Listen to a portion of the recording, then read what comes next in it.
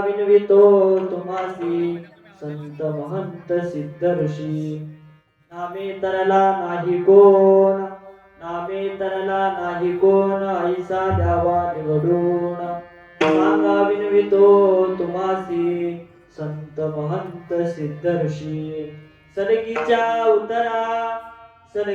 उतरा तुका म्हणे क्षमा करा सांगा विनवितो तुम्हासी संत महंत सिद्ध ऋषी विठ्ठला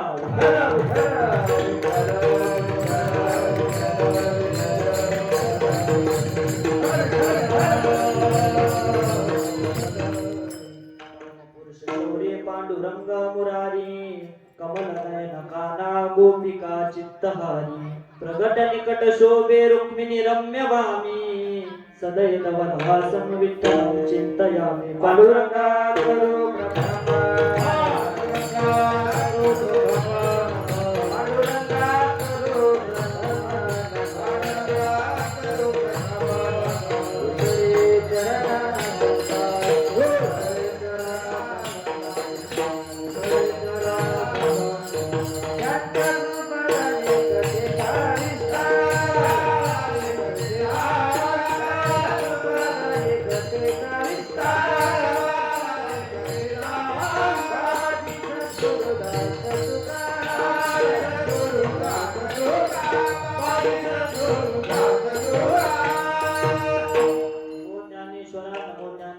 निवृत्ती उदार सोम देवा मुक्ताबाई नमो त्रिभुवन पावनी अत्यत्रे जननी देवाचिया नमो सद्गुरु तुकया ज्ञान दीपा नमो सद्गुरु सच्चिदानंद रूपा नमो सद्गुरु भक्त कल्याण मूर्ती नमो सद्गुरु भास्करा पूर्ण कीर्ती मौलो मध्यजटम सुवर्कपटम संसत्तमूलच्छटम अच्छिन्नापर संकटम मखपटम मध्यस्थ बोधातटम सीता सन्निकटम सलक्ष्मण भटांग वामंगटोनोत्कटम रामाख्यम प्रकटम कृतोंड जनटम देवी भजे तव्यटम कस्तुरी तिलकम ललाट पटले वक्षस्थले कौस्तुभम नासाग्रे वरमुक्तिकं करतले वेणुकरे कंकणम सर्वांगे हरिचंदनं सुललितं कंठे च मुक्तावली गोपस्त्री परिवेष्टितो विजयते गोपाल चूडामणि मस्तक माझा पाया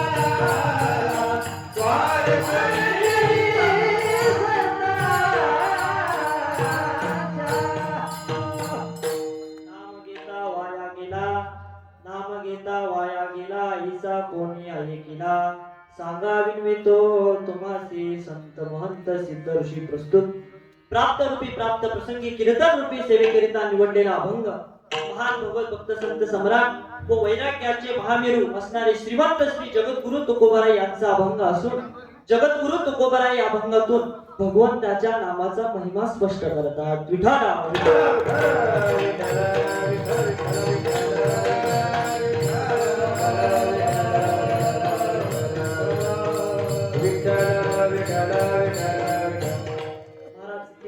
सुरुवात करण्यापूर्वी अल्पसा परिहार द्यायचा तो म्हणजे असा की दरवर्षी प्रमाणे चालू असलेला हा अखंड हरिनाम सप्ताह तसेच गुरुजींच्या मार्गदर्शनाखाली चालू असलेला अखंड हरिनाम सप्ताह व गुरुजींच्या आज्ञेने आलेली माझ्याकडे कीर्तन रूपी सेवा म्हणून गुरुवर्य अण्णा जशी बुद्धी देतील गुरुवर्य बाबा जशी बुद्धी देतील आपण तसा सेवा करण्याचा प्रयत्न करू विठ्ठला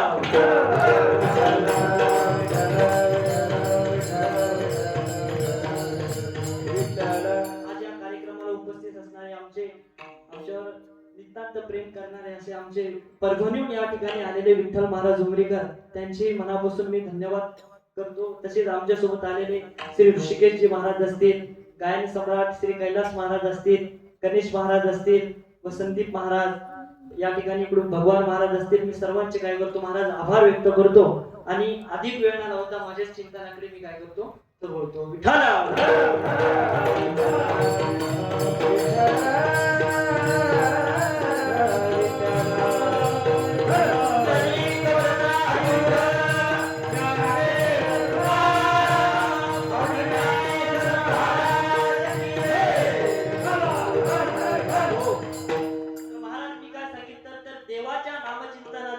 स्पष्ट करणारा हा काय आहे अभंग आहे महाराज. आणि नामाचा महिमा व्यक्त करणारे कोण आहे तर जगद्गुरु तुकोबराय महाराज. कोण आहे? जगद्गुरु तुकोबराय. आपल्या सारख्यांनी कुणीतरी नामाचा महिमा सांगणं आणि जगद्गुरु तुकोबराय यांनी नामाचा महिमा सांगणं याच्यामध्ये फार अंतर आहे महाराज. फार म्हणजे खूपच अंतर आहे. का? कारण की जगद्गुरु तुकोबराय जेव्हा नामाचा महिमा सांगतात तर त्याच्यामध्ये काहीतरी विशेषत्व आहे. बरोबर आहे की नाही? का? कारण की तुकाराम महाराज स्वतः कोण होते तर नामधारक अशा प्रकारचे होते. कोण होते महाराज तर नामधारक.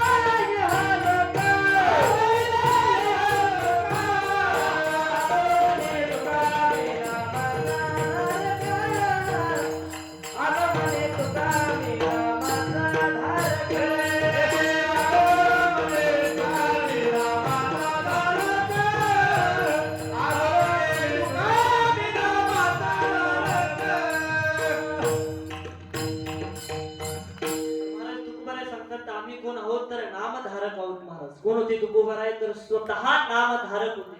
तर महाराज तू म्हणशील नामधारक म्हणजे काय तर नामधारक काय महाराज तर नामधारक वेगळा आणि नाम जापक वेगळा. म्हणजे नाम जपणारा वेगळा असतो आणि नाम धरणारा वेगळा असतो. काय असतं महाराज आपण जे दिवसभरात ते भगवंताचं जे नाम घेतो तो आपला एक दिवसभराचा काय असतो नियम अशा प्रकारचा असतो. बरोबर आहे की नाही? आता दिवसातील 24 तास असतात तर त्या 24 तासातले महाराज कोणी कोणी काय करतात एक 10 मिनिटं जप करतो, कोणी 20 मिनिटं जप करतो, कोणी 30 मिनिटं, कोणी 1 घंटा, कोणी 2 तास, कोणी 4 तास. बरोबर आहे की नाही? आणि काही लोक काय करतात तर संख्या घेऊन काय करतात तर कोणी 1000 करत असतं, तो कोणी 11,000 जप करतं, तो कोणी 51,000 करतं, तर कोणी 1,00,000 करतं. बरोबर आहे की नाही? पण काय असतं महाराज 1,00,000 नाम जप झाला की आपण काय करतो ते बाजूला ठेवून देतो. तर याला काय म्हणतात महाराज तर नाम जापक अशा प्रकारचं म्हणतात. बरोबर आहे का? तर हे काय म्हणजे वेळेनुसार जे जप करतात किंवा संख्या घेऊन जे जप करत असतात महाराज ते जप करतात, जप करत नाही असं नाही, ते जप करतात परंतु त्यांना काय म्हटलं जातं तर नाम जपणारे म्हटलं जातं. नाम जापक अशा प्रकारे म्हटलं जातं परंतु नामधारक त्याला म्हटलं जात नाही. मग नामधारक त्या व्यक्तीला म्हटलं जातं महाराज की ज्याने आपल्या कंठामध्ये काय केलेलं आहे तर त्या भगवंताचं नाम धारण केलेलं आहे किंवा ज्याच्या मुखातून हे नाम कधीच बंद होत नाही त्याला काय म्हणतात तर नामधारक अशा प्रकारचे म्हणतात. तुकोबराय म्हणतात की जिवे झाला चळ आणि नेगे अवसान ते फळ. महाराज तुकोबरायांच्या जिभेलाच काय लागलेला होता या भगवंताच्या नामाचा चटका लागलेला होता. म्हणजे एक क्षणभर सुद्धा ती काय नव्हती विश्रांती घ्यायला तयार. सतत भगवंताचं ती नामचिंतन करायची. महाराज आपलं कसं असतं आपण जरी कीर्तनात येऊन बसलो महाराज आपलं कसं असतं आपण जरी कीर्तनात येऊन आलेलो बसलो आणि कीर्तनात जरी विठ्ठल विठ्ठल भजन सुरू झालं तरी आपले तोंड काही उघडत नाही महाराज. का? कारण की आपल्याला तेवढं आपल्या ठिकाणी पुण्यच नाही महाराज. कारण की देवाचं नाव तोंडात येण्यासाठी सुद्धा काय लागतं पुण्यच लागतं. पुण्याशिवाय काही होत नाही. परंतु तुकोबरायांचं तसं नव्हतं महाराज. सतत तुकोबराय काय करत होते तर त्या देवाचं नामचिंतन करत होते महाराज. त्या तुकोबरायांनी तिला जरी सांगितलं की बाई तिला म्हणजे कोणाला महाराज तुकाराम महाराजांच्या बायकोला नव्हतं मग तिला म्हणजे त्या जीवीला त्या तुकोबरायांच्या वाणीला सुद्धा तुकोबराय सांगत होते की तिला जरी म्हटलं की बाई तू शांत बस तरी ती शांत बसत नव्हती महाराज. ती तुकोबरायांचं सुद्धा ऐकायला ती जीभ काय नव्हती महाराज तयार नव्हती. माझी माझा धारी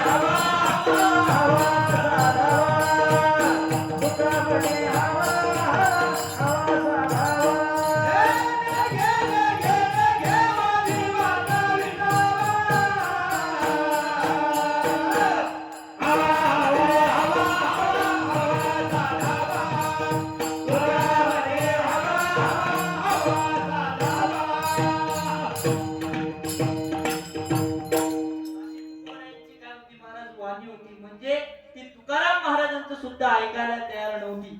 एवढी ते महाराज सतत तुकोबराय काय करत होते, नामचिंतन करत होते. पण काही लोक म्हणतील महाराज की तुकाराम महाराज झोपल्यावर सुद्धा तुकोबरायांचं नाम कधी बंद होत नव्हतं. तुकोबराय एक तर झोपत होते, परंतु तुकोबरायांचं नाम कधीच बंद होत नव्हतं. अशी तुकोबरायांची काय होती महाराज स्थिती होती. आणि अशा तुकोबरायांच्या स्थितीतून अशी नाममय अशा प्रकारचं तुकोबरायांचं जीवन होतं. सतत तुकोबराय नामचिंतन करायचे आणि अशा प्रकारचं तर म्हणून या अभंगातून तुकोबराय काय करतात तर नामाचा महिमा सांगताय महाराज. काय करताय आणि तो तुकोबरायांनी सांगावं महाराज. का? कारण की तुकोबरायांच्या सांगण्यामध्ये काय मजा आहे महाराज. आपल्यासारख्या एरेकऱ्यांनी नामाचा महिमा सांगणं आणि तुकोबरायांच्या वाणीतून नामाचा महिमा ऐकणं यामध्ये फार अंतर आहे. म्हणून तुकोबराय आज या अभंगातून जे भगवंताच्या नामाचा महिमा स्पष्ट करतायत तर ते तुकोबराय करतायत की ज्यांच्या वाणीतून महाराज या भगवंताच्या नामाचा ओढा वाहतोय. प्रेमे चालेला प्रवाहो नाम ओघ नवराहो. ओघ अशा प्रकारचा तुकोबरायांचा अशा प्रकारे नामाचा महिमा होता महाराज. किती नामाचा महिमा खरं जर सांगायचं ठरलं तर महाराज तो गगनापेक्षाही काय मोठा आहे. म्हणजे गगनावर निवाड नाम आहे अशा प्रकारे या भगवंताचं नाम हे काय महाराज तर गगनापेक्षाही काय आहे उंच आहे. आता गगन केवढं आहे महाराज तर आपल्याला त्याची गणनाच केलं जाते. बरोबर आहे. तसे गगनाच्याही पलीकडे भगवंताचं नाव आहे. आता जे सांगायचं जे असतं ते शब्दाद्वारे. बरोबर आहे. एखादी गोष्ट जर आपल्याला सांगायची तर ती आपण शब्दाद्वारे पटवून देतो. बरोबर आहे. परंतु शब्द हा सुद्धा एक गुण आहे आणि तो कोणाचा गुण आहे तर ते आकाशाचा आहे. तर ते आकाशाचा गुण असल्यामुळं तर तिथपर्यंत ते महाराज या नामाचा महिमा जर आपल्याला सांगायचा आहे तर तो नामाचा महिमा सांगण्याकरिता या जगामध्ये अजून तशी शब्दच निर्माण झालेले नाही. बरोबर आहे का नाही. तशी शब्दच अजून जन्माला आलेले नाही. म्हणून ते गगनाचेही पलीकडे हे काय आहे नाम आहे. म्हणून मग अशा प्रकारचं नाम भगवंताचं नाम आपल्याला आपण घ्यावं, आपल्याला ते कळावं. आपण आता नाम घेतो का नाही बाबा, घेत असतो का नाही. आपण जर भगवंताचं नाम घेतो याचा अर्थ आपल्याला भगवंताचा नामाचा महिमा कळलेला असतो का तर नाही महाराज. आपण जरी तुकोबरायाने एवढं रात्रंदिवस जरी देवाचं नाव घेत नसलो, रात्रंदिवस जरी तुकोबरायांसारखं नाम जपत नसलो तरी आपण थोडं थोडं कोणाला काय करतो नामजप घेतो. तर मग याचा अर्थ आपल्याला त्या नामाचा महिमा कळालेला असतो का तर नाही महाराज. हो आपलं सोडून द्या जे दररोज देवाचं नाव घेतात त्यांना सुद्धा नामाचा महिमा कळलेला नसतो. सर लोकांना कळणार आहे का डॉक्टर लोकांना कळणार आहे कोणाला असते महाराज. अहो हे नामाचा महिमा दररोज घेतात त्यांना कळत नाही. याच्यात आश्चर्याने हे नाम ज्याचं आहे त्या भगवंताला सुद्धा त्या नामाचा महिमा काय नाही महाराज कळत नाही. की तुझ्या नामाचा महिमा तुझा न कळणे घासावा. तुका म्हणे आम्हा गोड यासाठी. तुझ्या नामाचा महिमा तुझा न कळणे घासावा. तुका म्हणे आम्हा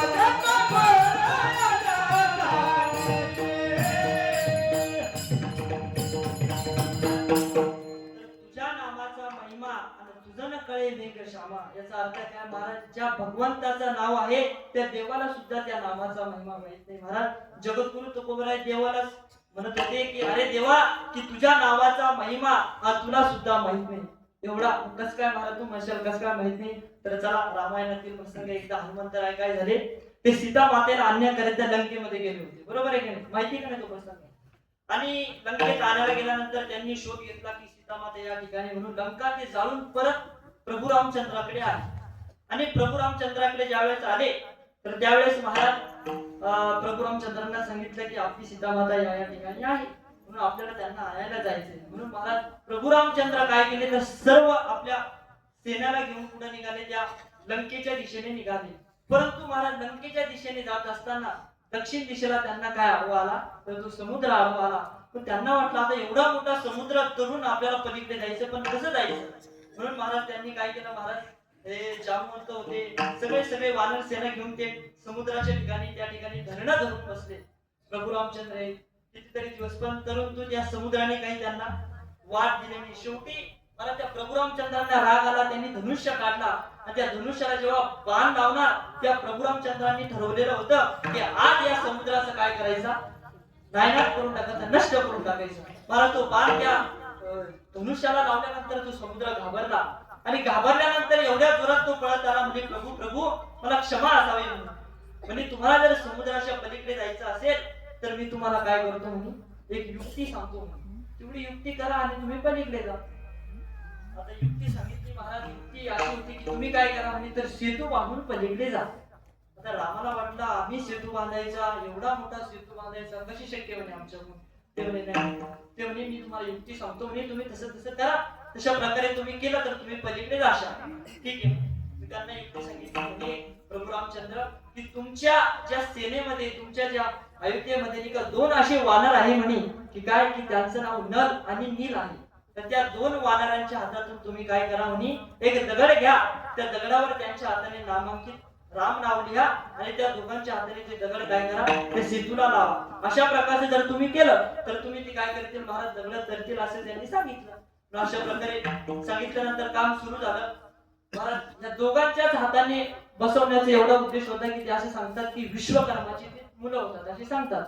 आणि मग अशा प्रकारचे महाराज, कोणी लहान वानर होतं, कोणी मोठे वानर होते, ज्याच्या त्याच्या परीने ज्याची त्याची जशी जशी ताकद होती तशा तशा त्याच्या त्या सामर्थ्यानुसार ते काय करायचे महाराज, एक दगड घ्यायचे आणि त्या नल आणि नील त्या दोन वानराकडे द्यायचे. ते नल आणि नील ते काय करायचे, त्याच्यावर राम नाव लिहायचे आणि त्या सेतूला लावायचे. महाराज आश्चर्य एवढं होतं काय की त्या दगडावर राम नाव लिहिलं तर तो दगड काय करत होता, अहो माणसं तरतील याच्यात नवल नव्हते, ते दगड करत होते. एवढे त्या नामामध्ये ताकद होती. आणि समोर प्रभू रामचंद्र बसलेले होते. त्यांनी पाहिलं म्हणे जर माझ्या नावाने दगड तरतोय तर मी टाकलेला दगड तरतो का नाही, आपण बघावं म्हणजे. म्हणून त्यांनी वाटले की आपणही थोडीशी मदत करावी. म्हणून प्रभू रामचंद्र महाराज उठलेले आणि त्यांनी एक दगड घेतला.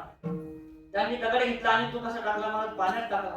जसा पाण्यात टाकला तसा तो कुठे गेला महाराज, खाली तळाला गेला. अरे त्यांना वाटलं जाऊ द्या म्हणे, कदाचित त्या समुद्राला माहित नसेल म्हणे टाकणारा कोण.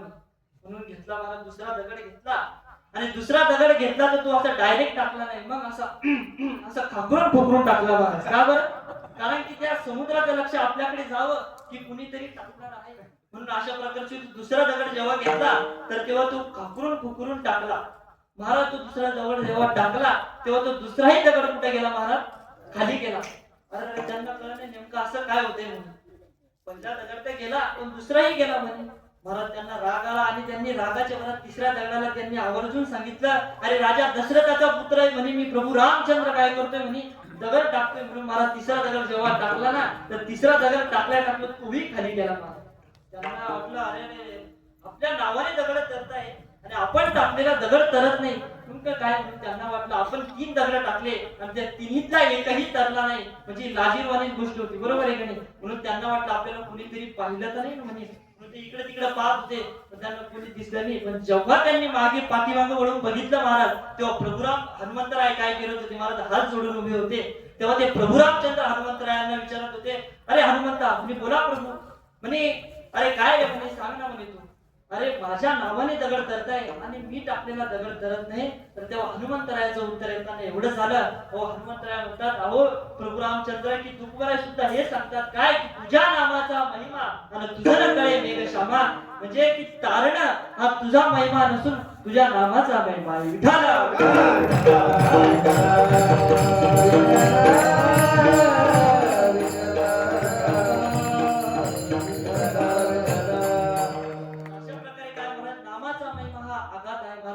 वेदही नाही, शास्त्रही नाही, पुराणही नाही, कोणीच या नामाचा महिमा काय करू शकत नाही, गाऊ शकत नाही. का, कारण की तेवढं सामर्थ्यच नाही महाराज, बरोबर आहे की नाही. तुम्ही म्हणशाल की आता एवढं सामर्थ्य नाही, परंतु लोकांनी तर नाम घेतलं पाहिजे, बरोबर आहे की नाही. लोकांना नामाचा महिमा तर कळायला पाहिजे. मग जरी आपल्याला ते नामाचा जेवढा महिमा आहे तेवढा नाही कळाला पण थोडा का होईना काय झाला पाहिजे, कळाला पाहिजे. जेणेकरून लोक काय करतील महाराज, जर नामाचा महिमा कळाला तर लोक सुद्धा काय करतील, नाव घेतील.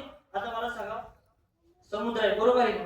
त्या समुद्रात किती पाणी आहे कोणाला माहिती का, माहिती का कोणाला, नाही महाराज कोणालाच माहित नाही. परंतु आपण जर त्या समुद्राच्या कडेला जाऊन आंघोळ केली तर आपल्याला नेमकं थोडा अंदाज येतो की इथे एवढं एवढं पाणी, बरोबर आहे की नाही. तसं जरी नामाचा महिमा जेवढा आहे तेवढा आपल्याला कळाला नाही पण थोडा का होईना आपल्याला काय केला पाहिजे, कळायला पाहिजे. म्हणून तुकोबराय काय करत होते तर नामाचा महिमा सांगण्याचा प्रयत्न करत होते. परंतु त्या लोकांपुढे तो आणायचा होता, परंतु असं सरळ सरळ ना आणता तुकोबराय काय करत होते तर प्रश्न करूनच तुकोबराय काय करतात तर त्या नामाचा महिमा सांगण्याचा प्रयत्न करतात. तेच तुकोबराय अभंगाच्या दुसऱ्या शरणात सांगावी नवीन तू माझी, सांगावी नवीन तू माझी, सांगावी नवीन तू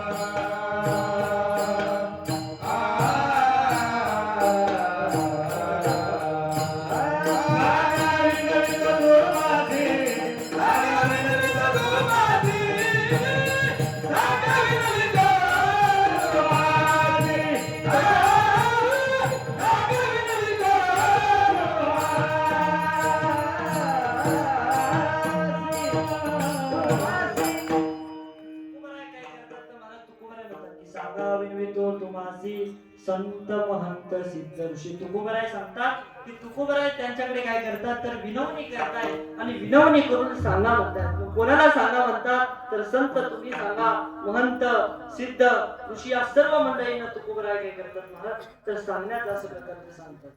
तर तुम्हाला या ठिकाणी एखादी शंका येऊ शकते की तुम्ही म्हणशाल महाराज जर तुकोबरायांना नामाचा महिमा सांगायचा होता मग तुकोबरायांनी यांच्याकडे विनवणी करण्याची काय गरज होती. तुकोबरायांनीच तो नामाचा महिमा सांगायचा ना, यांच्याकडे विनवणी करण्याचं काय कारण. तर महाराज तुकोबराय सांगतात तसं नाही. ही जी सर्व मंडळी म्हणी ही संत असतील, महंत असतील, सिद्ध किंवा ऋषी ही जी सगळी मंडळी आहे ती दुसऱ्याला सांगणारी, बरोबर आहे की. आणि जे दुसऱ्याला सांगतात महाराज त्यांना सांगणं फार कठीण असतं. आता एखादा अज्ञानी माणूस असला तर त्या अज्ञानी माणसाला जर एखादी गोष्ट आपल्याला पटवून द्यायची असेल तर ते काय करतात महाराज, आपण जर गोष्ट सांगितली ती त्याच्या पटकन लक्षात येते, बरोबर आहे की नाही. का कारण की तो स्वतः अज्ञानी समजतो. परंतु महाराज जे ज्ञानी लोक राहतात त्यांना सांगणं फार कठीण असतं. कारण की त्यांना महाराज ते काय लोक त्यांना मानतात आणि लोक मानण्यामुळे त्यांना काय महाराज थोडा अहंकार वगैरे असतो. त्याच्यामुळे ते काय करतात तुकोबराय सुद्धा सांगतात की असे जर लोक आले तर तुकोबराय सांगतात त्यांना की ऐकाजी तुम्ही भक्त भागवत. आणि आपल्यासारखे सामान्य लोक जर तुकोबरायाकडे गेले तर तुकोबराय एकच सांगतात की काय सांगतो तुम्हाशी भजारे विठ्ठला नाही तरी केला जन्म. ती लोक जर आले तर ऐकाजी तुम्ही भक्त भागवत. म्हणजे अशा प्रकारे काय महाराज दुसऱ्या लोकांना जे सांगायचं असतं, दुसऱ्याला जे सांगतात तर त्यांना महाराज दुसऱ्याचं ऐकण्याची काय नसते सवय नसते, बरोबर आहे की. कदाचित तुकोबरायांना असं वाटलं जर आपण नामाचा महिमा सांगितला असता तर ह्या लोकांना तो मान्य झाला नसता. म्हणून तुकोबराय काय करतात तर त्यांच्याच मुखातून तो नामाचा महिमा स्पष्ट करण्याचं काय करत होते प्रयत्न करत होते. मग कोणाच्या मुखातून ते करत होते तर पहिले त्याच्यातले होते महाराज संत. काय सांगा विनवितो तुम्हासी संत, त्याच्यामधले कोण होते महाराज संत. तर संत त्यांना म्हणतात की सत हे महाराज एक तत्व आहे आणि या सत तत्वाशी जे एकरूप झालेले असतात त्यांना काय म्हटलं जातं संत अशा प्रकारे म्हटलं जातं. बरोबर आहे ना? आणि सत हे तत्व परमात्म्याचं स्वरूप आहे आणि सत्य हा फक्त एक जगामध्ये परमात्माचे, त्याच्या व्यतिरिक्त सगळे काय महाराज, सगळं मिथ्या आहे. सत्य तू विठ्ठला. बरोबर आहे की नाही? त्या परमात्म्याचं स्वरूपच एक प्रकारचे सत्य आहे. बाकी या जगामध्ये तुम्हाला काहीच काय नाही महाराज, सगळं मिथ्या आहे. व्यास सांगतात की एका अर्ध्या श्लोकामध्ये मी तुम्हाला सांगतो की श्लोकार्थेन प्रयोक्ष्यामि यदुक्तम ग्रंथ कोटिभिः ब्रह्म सत्यम जगन मिथ्या जीव ब्रह्मेव नापरा. याचा अर्थ आहे महाराज, ब्रह्म म्हणजे काय तर देव. या जगामध्ये फक्त आणि फक्त देवच सत्य आहे. आपण वेदांत शास्त्रामध्ये त्याला ब्रह्म म्हटलं जातं आणि आपल्यासारखे लोक त्याला काय म्हटलं जातं तर देव म्हणतात. तुकोबराय सुद्धा सांगतात की तुका म्हणे तुची खरा. याचा अर्थ काय तर महाराज तुकोबराय सांगतात या जगामध्ये फक्त एकच सत्य आहे, तो म्हणजे देव. आणि देवाशिवाय सगळं नित्य. अशा प्रकारे जे देव स्वरूप झालेले असतात, जे सतत तत्वाशी एकरूप झालेले असतात, त्यांना काय म्हटलं जातं तर संत म्हटलं जातं. म्हणून तुकोबराय त्यांच्याकडे पहिली विनवणी करतात की तुम्ही काय करा संत, तुम्ही सांगा. दुसरे महाराज महंत त्यांना म्हणतात की महंताची सुद्धा महाराज एक प्रकारची एक ते पद आहे. त्याच्यातही अनेक प्रकार सांगितलेले. कोणी 1008 असतं, तर कोणी 1,08 असतं, कोणी महामंडलेश्वर. बरोबर आहे. असे वेगवेगळे प्रकारचे त्याच्यामध्ये प्रकार असतात. म्हणून अशा महंत मंडळीकडे सुद्धा तुकोबराय विनवणी करतात की तुम्ही सुद्धा काय करा, त्या नामाचा महिमा सांगा. आणि तिसरे महाराज सिद्ध त्यांना म्हटलं जातं की जे सिद्धीने संपन्न असतात. आणि सिद्धी हे महाराज साधना करून काय केलेले असते, संपन्न केलेले असते. या जगामध्ये अशा अनेक प्रकारच्या काय आहे महासिद्ध्या सांगितलेल्या, 8 मुख्य सिद्ध्या सांगितलेल्या. त्याच्यामध्ये अनिमा, महिमा, लघिमा, गरिमा, प्राप्ती, प्राकाम्य, ईशित्व आणि वशित्व अशा प्रकारे 8 काय सांगितलेलं आहे सिद्ध्या सांगितलेल्या आहे. महाराज या सिद्धीने काहीही केलं जातं. बरोबर आहे की नाही? समजा आपल्याला लहान व्हायचं तर लहान आपल्याला होता येतं, परत मोठं व्हायचं तर मोठा सुद्धा आपल्याला काय होतं. म्हणजे आपली हाईट तेवढीच राहते, पण वजन एकदम वाढवायचं तर एकदम वाढवता येतं, कमी करायचं तर कमी सुद्धा केलं जाते. एवढी शक्ती त्या सिद्धीमध्ये असते. आता समजा आपल्याला एखाद्या समोरच्या व्यक्तीला वश करायचे महाराज, तर ते वश करण्याचं सामर्थ्य सुद्धा त्या सिद्धीमध्ये असते. एवढी ताकद असते.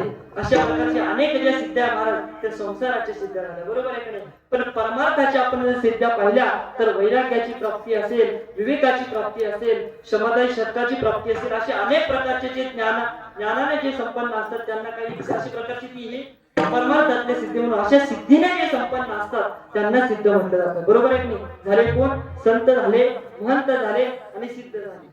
शेवट राहिले ऋषी महाराज. ऋषी त्यांना म्हटलं जातं की ज्यांनी आपले सगळे इंद्रिय काय केलेले महाराज, आपल्या अधीन केलेले, ज्यांनी आपले सगळे इंद्रिय आपल्या ताब्यात केलेले आहे त्यांना ऋषी म्हटलं जातं. विठ्ठला विठ्ठला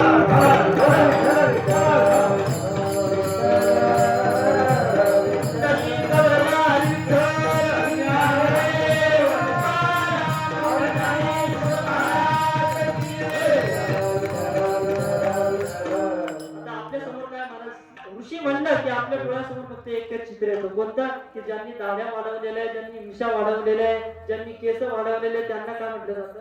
ऋषी म्हणलं जातं. बरोबर आहे की नाही? पण तसं असतं का महाराज? नाही महाराज. आता ते पहिले लोक विरक्त होते, जंगलामध्ये राहायचे आणि त्याच्यामुळे तिथं काय असायचं, वारी कशाचा धावी कोणी जात नव्हतं. त्याच्यामुळे काय ती साधना वगैरे करून त्यांचे तेवढे ते वाढलेले होते. परंतु जर दाढी मिशा वाढवलेले ऋषी असं जर आपण म्हटलं महाराज, तर आजच्या काळामध्ये अस्वलाच्या सगळ्या अंगावर काय आहे? केस आहे. तो काही सगळ्या ऋषीमध्ये सगळा मोठा ऋषी झाला का? नाही महाराज. ऋषी त्याला म्हणतात की ज्याने आपली इंद्रिय काय केलेले आहे, आपल्या सगळ्या ताब्यात केलेले आहे, त्यांना काय म्हटलं जातं तर ऋषी म्हटलं जातं. म्हणून तुकोबराय त्या सगळ्या ज्येष्ठ श्रेष्ठ मंडळींकडे काय करतात, हात जोडून विनवणी करतायत. आणि विनवणी करून काय करतायत तर नामाचा महिमा स्पष्ट करण्याचा प्रयत्न करतायत. तर ते काय प्रश्न करतात, काय प्रश्न विचारतात ते तुकोबराय अभंगाच्या पहिल्याच्या नाम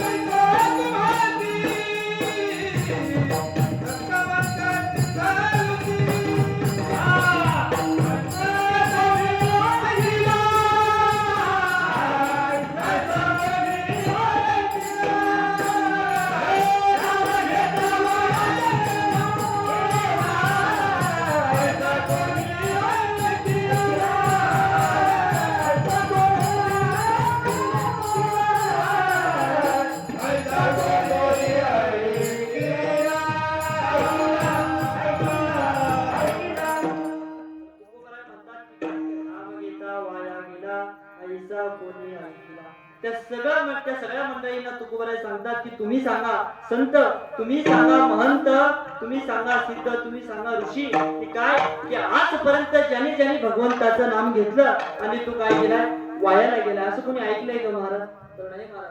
आजपर्यंत ज्याने ज्याने या देवाचं नाव धारण केलेलं आहे, ज्याने ज्याने या भगवंताचं नाम कंठात धरलेलं आहे, तो आजपर्यंत महाराज कोणत्याही जातीतला असला, कोणत्याही धर्मातला असला, कोणत्याही पंथातला असला किंवा कोणत्याही संप्रदायातला असला तरी ज्याने ज्याने भगवंताचं नाम कंठात धरलंय महाराज आजपर्यंत ते कोणीच काय गेलेले नाही, वाया गेलेले नाही. वाल्मिक ऋषी सुद्धा सांगतात की पुराणात प्रसिद्ध उदाहरण, पुराण प्रसिद्ध भोलेले वाल्मिक नावे तुम्ही लोक उद्धर. काय सांगतात तर वाल्मिक ऋषी म्हणतात की पुराणात सुद्धा एक काय प्रसिद्ध आहे काय की भगवंताचं ज्याने ज्याने नाम धारण केलं तो आजपर्यंत कोणीच वायाला गेलेलं नाही. ऐसे अनंत अपार नामे तरले चराचर.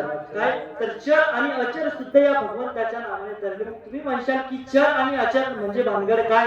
तर महाराज चर म्हणजे ज्यांना चालता फिरता येतं ते तर तरले याच्यात नवल नाही, पण जे अचर होते ज्यांना चालता फिरता येत नाही महाराज ते सुद्धा या भगवंताच्या नावाने तरले. एवढी ताकद या भगवंताच्या नामामध्ये होते.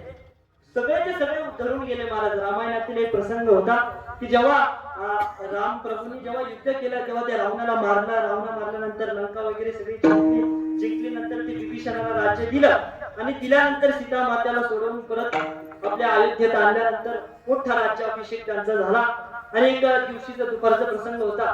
सीता माता आणि प्रभू रामचंद्र आपले सिंहासनावर बसलेले होते आणि बसलेले असताना काय होतं दुपारची वेळ होती आणि महाराज राज्य म्हणजे तुम्हाला माहिती असेल त्याच्यात थाटत असतो बरोबर तुम्ही. आणि जेवणाचा कार्यक्रम होता आणि जेवणाला काय होतं महाराज तर पुरणपोळी अशा प्रकारची होती. काय होती?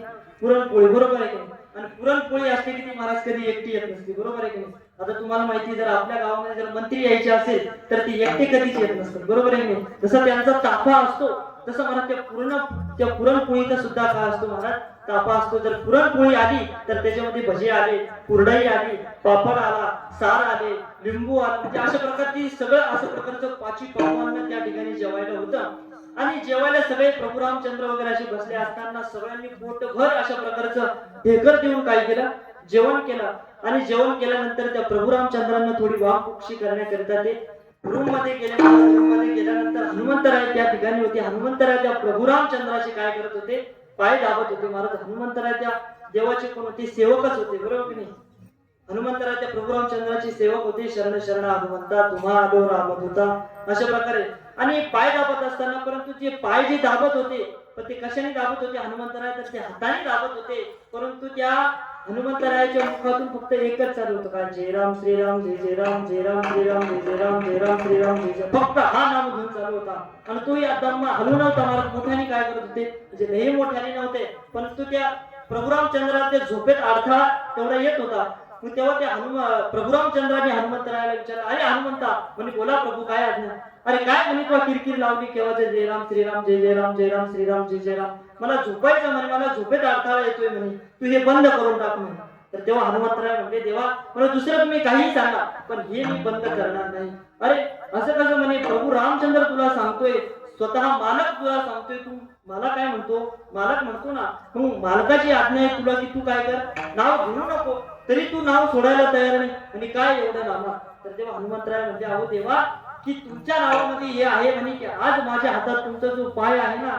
तो फक्त त्या भगवंताच्या नामामुळे आहे अहो ऐका तुम्हाला जर काय देवच प्राप्त करून घ्यायचा असेल महाराज आपल्याला जर देव प्राप्त करून घ्यायचा असेल तर त्या देवाची शेंडी धरून वडीत आणणारा आपल्यापर्यंत काय महाराज त्या भगवंताचं नाव आहे त्या भगवंताचं नाव घ्या देव आपल्या आपोआप आपल्यापर्यंत येईल विठाला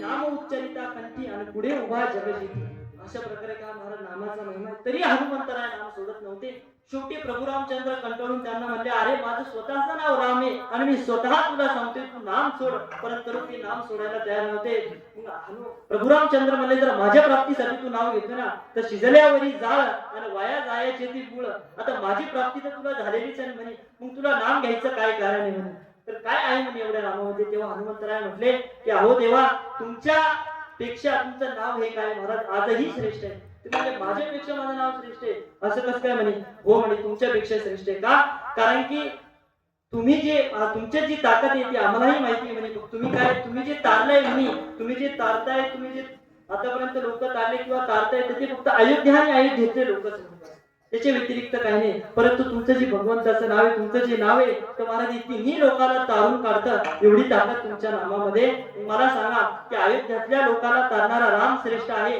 तर तिन्ही लोकांना तारणारा नाम श्रेष्ठ आहे विठाला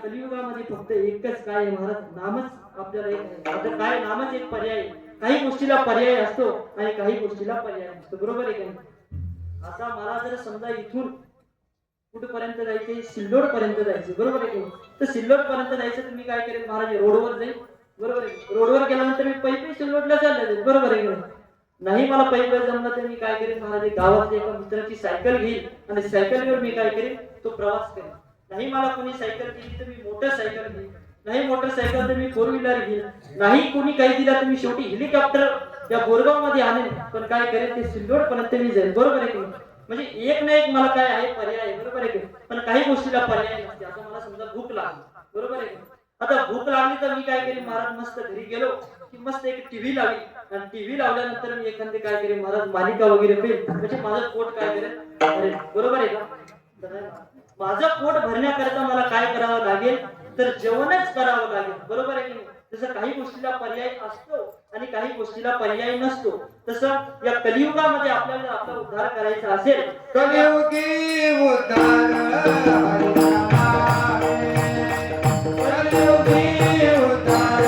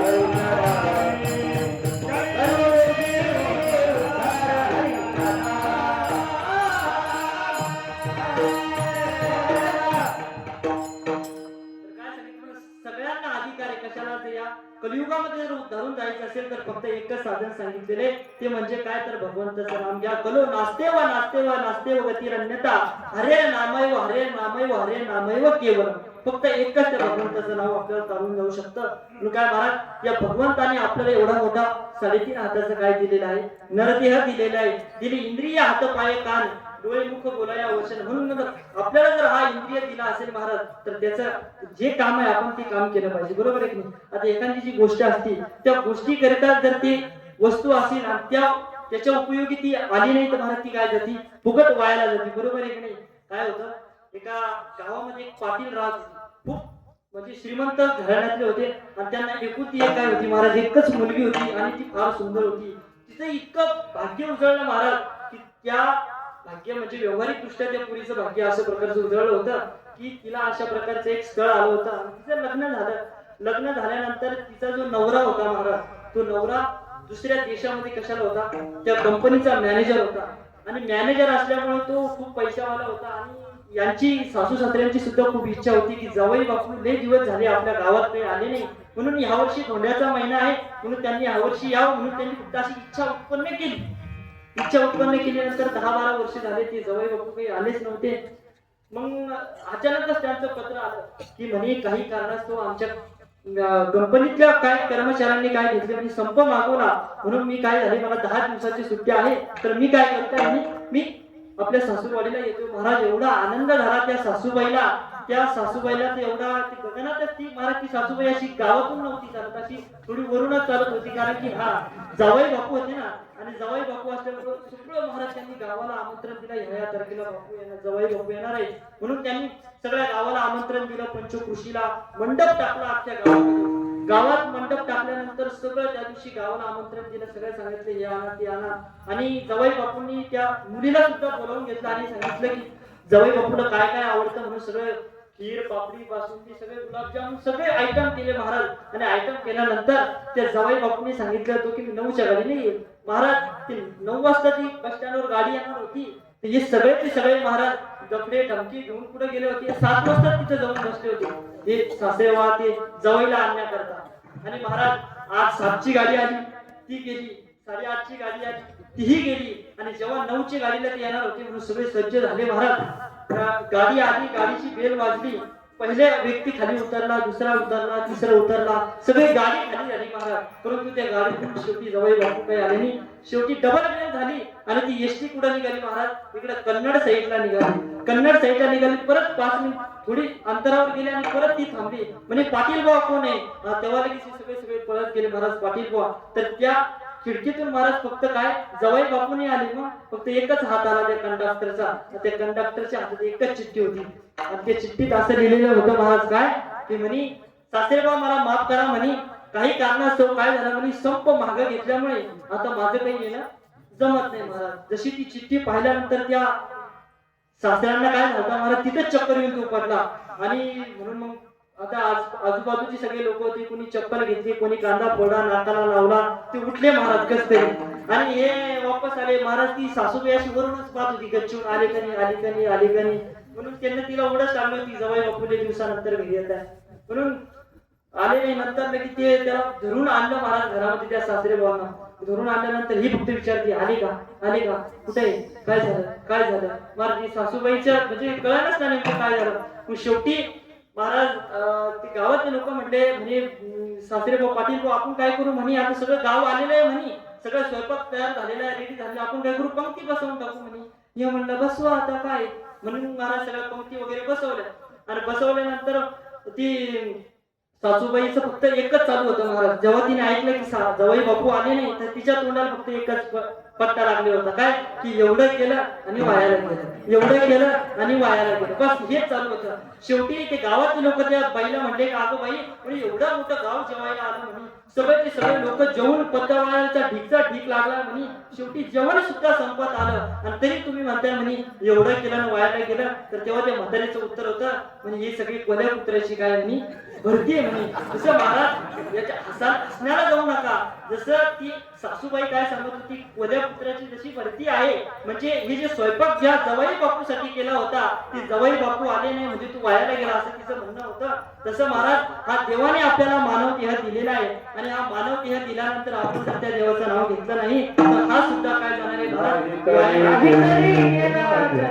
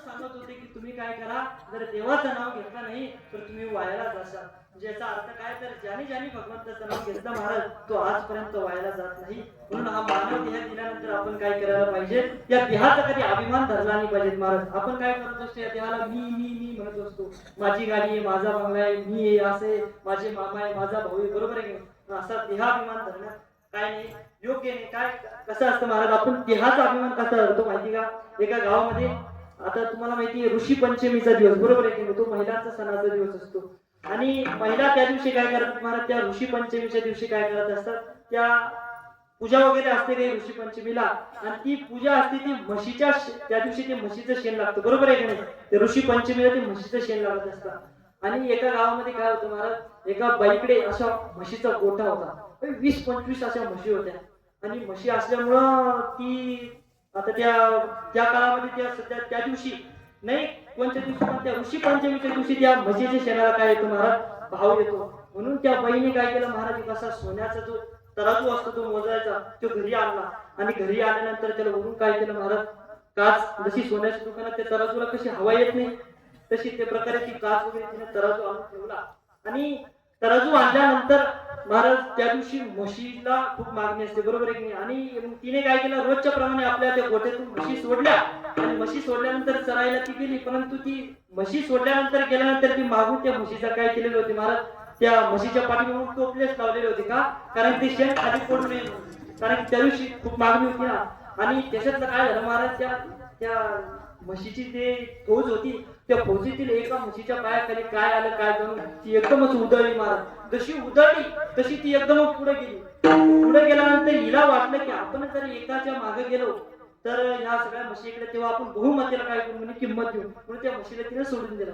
महाराज ती म्हैस उधळत एका बाईच्या काय केली महाराज दरवाज्यात थांबली आणि दरवाज्यात थांबल्यानंतर तिने काय केला महाराज कार्यक्रम केला म्हणजे तिने शेण टाकलं जसं शेण टाकलं महाराज तेव्हा तिच्या घरातून लक्षच होतं महाराज तिने पाहिल्यानंतर ती म्हणजे वा धन्य आजी दिन म्हणजे तिला सुद्धा वाटलं की जे शेण आपल्याला आज टोळ्याने भेटते ते आपल्याला फुकट आपल्या दरवाज्यात येऊन पडलं महाराज लगेच ती पटकन आपलं काम सोडून दिलं पोरग होतं पोरग फेकून दिलं म्हणजे खाली ठेवलं आणि तिने लगेच घरातली पाठी घेतली आणि पाठी घेतल्यानंतर हिचंही लक्ष केलं की आपली म्हशीने तिथं काय केलेलं शेण टाकले महाराज ही पाठी घेऊन गेली ही पाठी घेऊन आली आणि हिने त्या घरातल्या बाईने महाराज तिच्या दरवाज्यात पडलेलं होतं ते शेण तिने म्हणजे हात लावस तर की हिने इकडून आवाज दिला म्हणे ए बाई ती म्हणजे काय आणि हे शेण काय करते शेण उचलते म्हणे हो म्हणे कोणाचं शेण ती म्हणजे माझे कोणाची म्हणजे महाराज ती तिच्या दरवाज्यात पडले ती म्हणजे माझे ही म्हणजे तुझं कस काय ही म्हणजे माझे महाराज ही म्हणली माझे दोघांची भांडणं सुरू झाली ही म्हणती माझे आणि ती म्हणती माझे काय महाराज ती शेण शेवटी महाराजाची भांडणं चालू होते एक वारकरी बाबा गावातून त्याच्या येत होते ते म्हणले अरे वारकरी बाबा म्हणले अरे बायांनो काय आज सणावाराचा दिवस आहे म्हणजे मस्त आपलं पुरणपोळी खायची घरी जाऊन राहायचं काय भांडणं करताय म्हणून तुम्ही आज नाही म्हणे बाबा आता तुम्ही सांगा तुमच्या गळ्यात माळ आहे म्हणे आता तुम्हीच खरं सांगा म्हणे हे शेण म्हणती माझे हे शेण म्हणती माझे मग तुम्ही सांगून हे शेण नेमकं कोणाचे महाराज त्या बाबाला सुद्धा कळत नव्हतं की बाबा त्या शेणाकडे पाहिजे त्या बाईकडे पाहिजे ते शेणाकडे पाहिजे त्या बाईकडे पाहिजे नेमके त्यांना ते कळलं शेवटी त्या बाबाला खाली वाकले आणि त्या क्षणाचा वास घेऊन पाहिला आणि नंतर त्याला सांगितलं म्हणे बाई हे क्षण तुझं बी नाही आणि हे क्षण तुझं बी नाही हे क्षण कोणाचे म्हशीचे आहे महाराज हा देह आपलाही नाही तो देह आपल्याला कोणी दिलाय तर त्या देवाने दिलाय म्हणून त्या देवाचं आपण काय केलं पाहिजे महाराज भजन केलं पाहिजे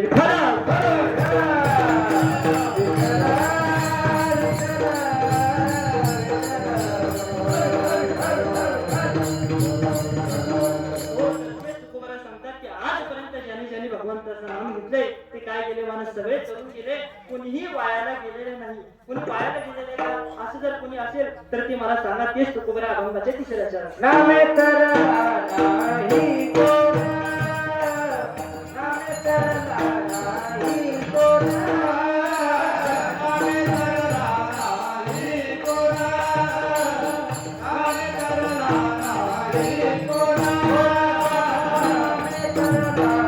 नामे तरला नाही कोणा, नामे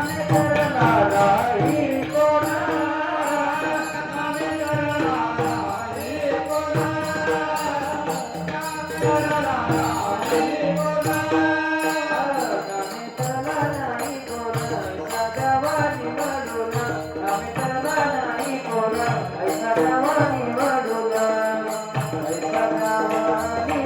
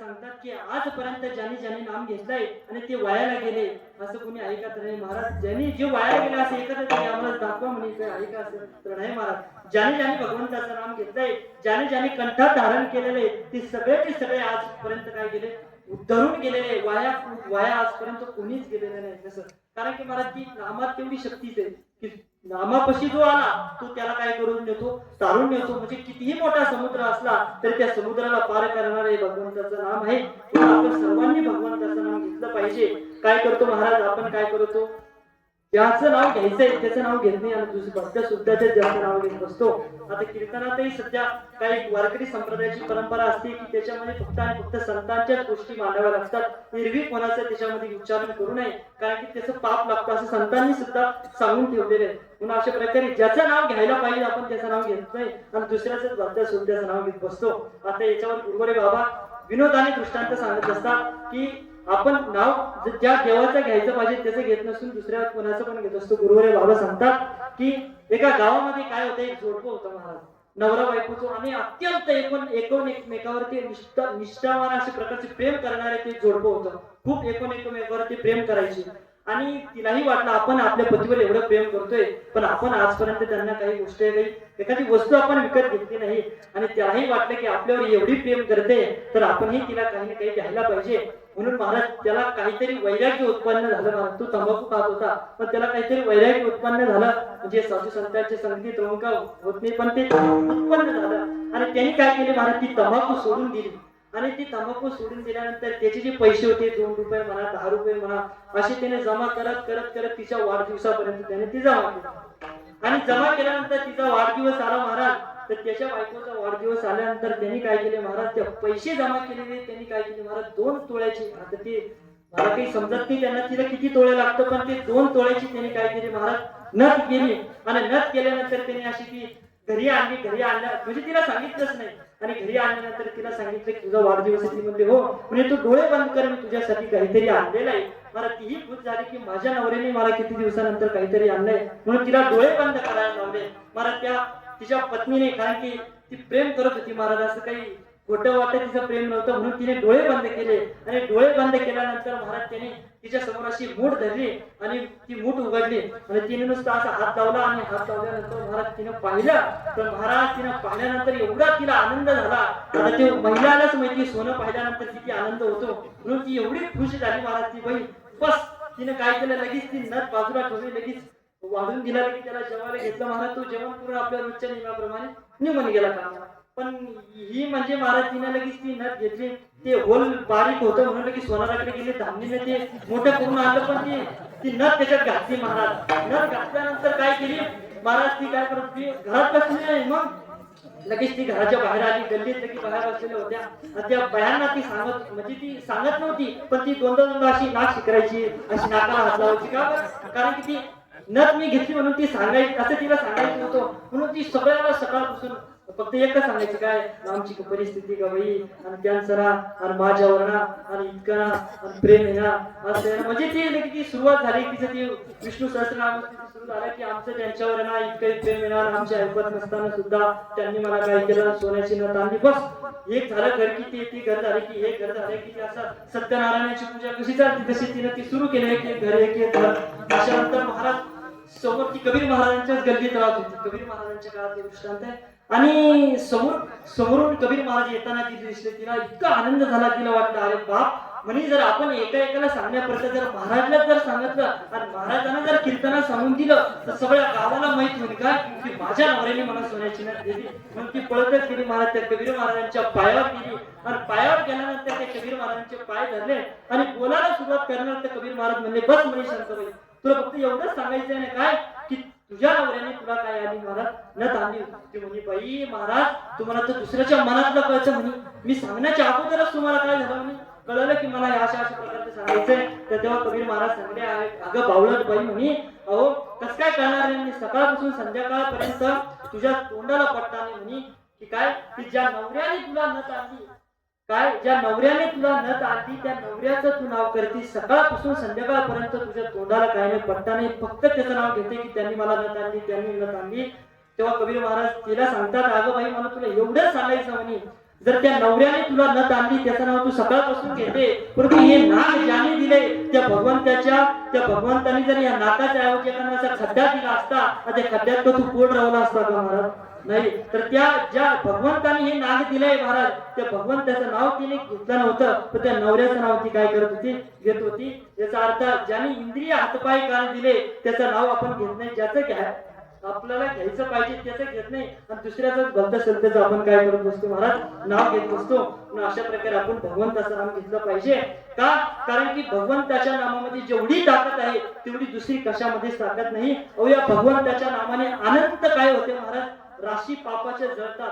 काय नाम संकीर्तन साधन पैसोते जळतील पापे जन्मात तरीच पाप. आणि अजून काय होतं महाराज, या भगवंताच्या नामाने महाराज कितीतरी पुण्य सुद्धा आपल्याकडे होतं, म्हणून ते भगवंताचं चिंतन केलं पाहिजे. म्हणून अशा प्रकारे तुकोबारा या भागातून एवढंच सांगताय, एवढं कळकळीची विनंती करताय की तुम्ही नाम घ्या की आजपर्यंत ज्याने भगवंताचं नाम धारण केलंय तो आजपर्यंत कोणी वायाला गेलेला नाही. म्हणून आपण काय केलं पाहिजे महाराज, भगवंताचं नाम घेतलं पाहिजे. म्हणून वारकरी संप्रदायाच्या नियमाप्रमाणे आपण काय करू महाराज, भगवंताचं नाम घेऊ.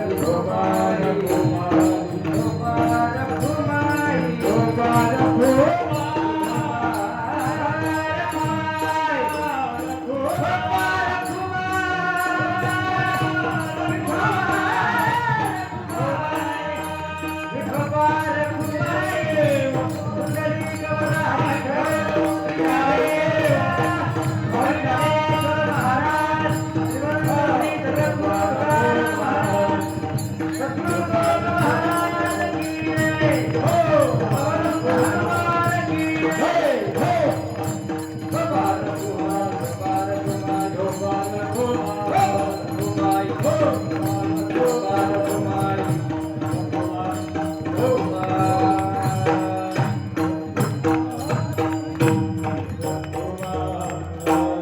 जगद्गुरु तुकोबाला सांगतात की नामे तरला नाही कोण नाहीसा देवा निवडून आजपर्यंत नामाने सगळे तरुण गेले महाराज.